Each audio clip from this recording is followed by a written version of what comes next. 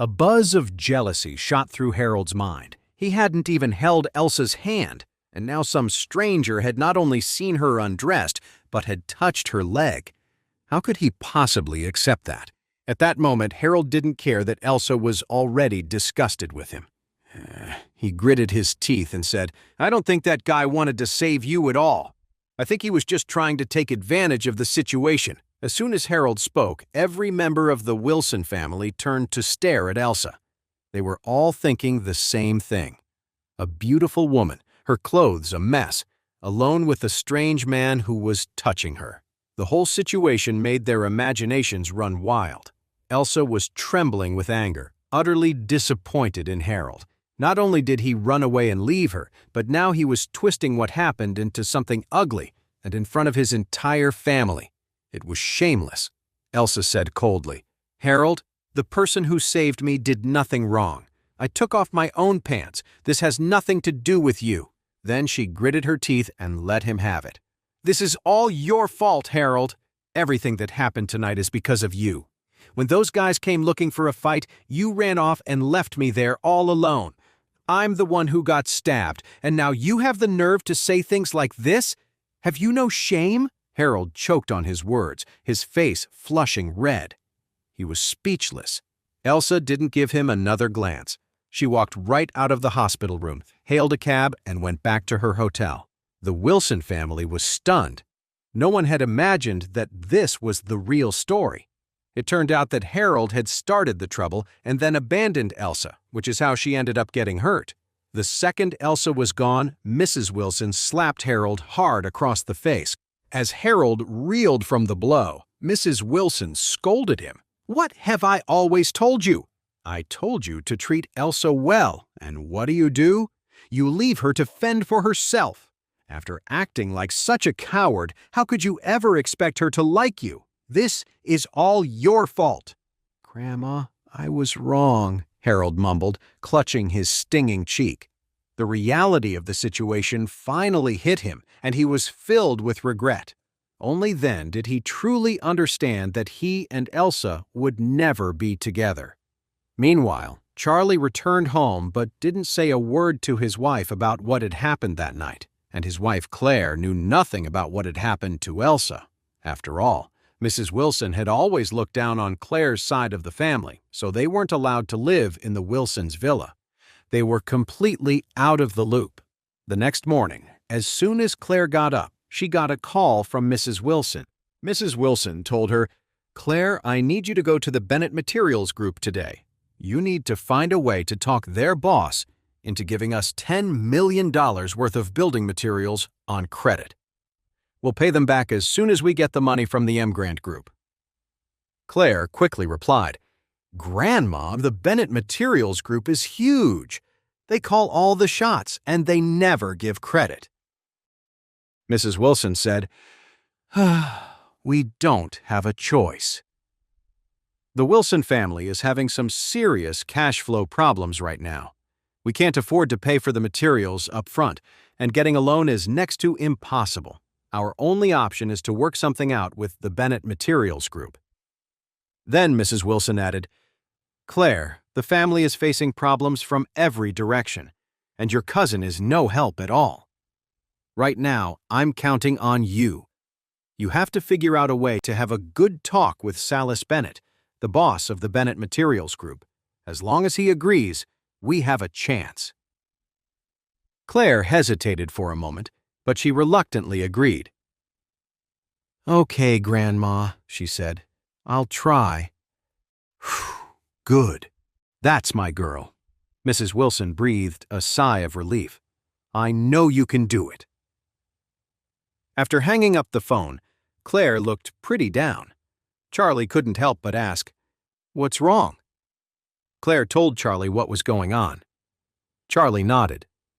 "Why don't you just ask the Grant Group to prepay $20 million for the project?" Clare quickly shot that down. "No way! We're already punching way above our weight just to work with the Grant Group. If we start asking for advance payments, they'll look down on us." Charlie wanted to say, "The Grant Group is your husband's company. What's $20 million? Who would dare look down on you? But of course, Clare didn't know that. She said, "I'll just go talk to Mr. Bennett myself." Charlie offered, "Then I'll go with you." "That's not a good idea," Clare said. "It would look so unprofessional to bring my husband along to a business meeting." Then she added, "You should just stay home. If you get bored, you can go out. It's fine." Seeing how determined she was, Charlie didn't push it. He knew his wife was independent and liked to handle things herself. He figured he'd let her give it a shot. If it didn't work out, he could always step in and help from the sidelines. After breakfast, Clare made an appointment with Silas Bennett and drove over there by herself. The Bennett Materials Group was one of the biggest building materials suppliers in Ores Hill. They specialized in T6 aluminum siding and were a key supplier for any major real estate project. Silas Bennett hadn't come from money, but he'd gotten lucky and married a woman from a powerful family. He used her family's connections and resources to build his business into what it was today. But Silas had a wife who kept him on a short leash. Even though she wasn't much to look at, he never dared to cheat on her.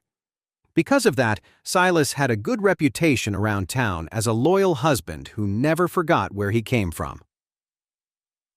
The Bennett Materials Group was located on the outskirts of the city, with a massive factory that sat on thousands of acres of land. When Clare pulled up to the Bennett Materials Group, she headed for the office building. After parking her car, she saw Silas Bennett waiting for her in the lobby. It looked like he'd been there for a while. When he saw her coming, Silas immediately put on an enthusiastic smile. He walked over to Clare, held out his hand, and said, "Oh, Miss Wilson, welcome." Clare reached out her hand, shook it politely, and said with a smile, "Mr. Bennett, you're too polite." After speaking, she went to pull her hand away, but she found that Silas was still holding it and wouldn't let go. In fact, he even tightened his grip. Clare yanked her hand back, her expression turning wary. "Mr. Bennett, what are you doing?" Silas quickly scratched his head and smiled. "Oh, I'm so sorry. I've heard so much about you, and seeing you in person today, I guess I got a little carried away. Please forgive me." Seeing that he was being upfront and had apologized right away, Clare felt a little relieved.